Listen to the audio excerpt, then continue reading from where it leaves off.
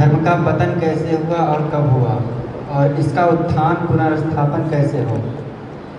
दो क्षत्रिय राजकुमारों ने अपने दायित्व का वहन न करके विरक्ति का अभिनय किया। उसके फलस्वरूप सनातन धर्म का ह्रास होने लगा। ये कौन सा प्रांत है? उत्तर प्रदेश। एक बिहार प्रांत है। आजकल महावीर जी हुए, जैन हो गए। एक कोई नेपाल देश है, कोई मैं बोल रहा हूँ जानबूझ के। वहाँ गौतम बुद्ध हुए। दो राजकुमारों ने, क्षत्रियों ने छात्र धर्म का पालन न करके विमुक्ता का परिचय दिया विरक्ति के नाम पर। तब से छात्र धर्म का अपकर्ष हुआ। छात्र क्षतिग्रस्त होने से समाज को बचावे, ब्राह्मणों को बचावे, उसको क्षत्रिय कहते। निरुक्ति यह है। बस उसके बाद पतन होने लग गया। एक मैं संकेत करता हूँ, किसी भी व्यक्ति या वर्ग के पतन का मूल स्वरूप क्या है? मैं शंकराचार्य के पद पर प्रतिष्ठित हूँ। अगर इस पद का उपभोक्ता बन जाऊँ और दायित्व का निर्वाह न करूँ, बस यही पतन होगा।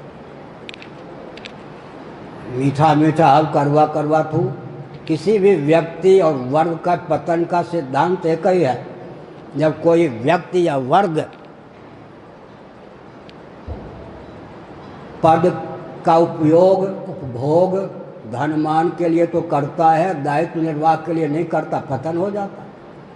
साधु वेश का उपयोग धनमान के लिए करें और डट के भगवान का भजन न करें तो पतन हो जाएगा।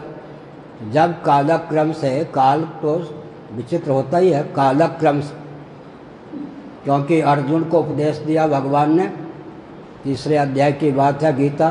फिर क्या कहा? योगो नष्ट परम तप। कालक्रम से प्रशस्त परंपरा का लोप होता है, शिथिलता होती है।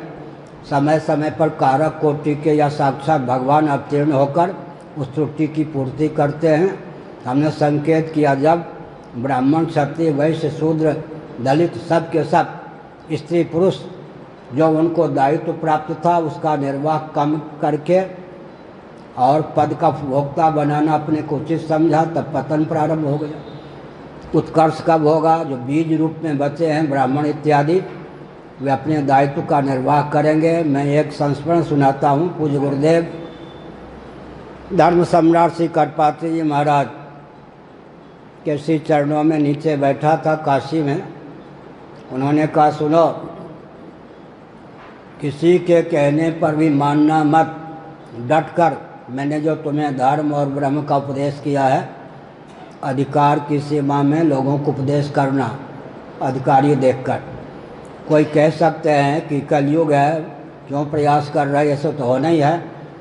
किसी के बात सुनना नहीं, क्योंकि कलयुग के अंतिम चरण में ब्राह्मण वंश में भगवान कल्कि का अवतार होगा। तब तक तो कोई ब्राह्मण परिवार वर्ण संकर, कर्म संकर होने से बचा रहेगा कलयुग के अंतिम चरण में। तब तक तो कोई ब्राह्मण वर्ण संकर के यहाँ तो कल्कि भगवान का अवतार नहीं होगा ना। ब्राह्मण वर्ण संकर, कर्म संकर होने से बचा रहेगा, तब तो भगवान का अवतार होगा। इसलिए कलिकाल में भी बीज की रक्षा भगवान को अभीष्ट है, तदर्थ प्रयास करते रहना। और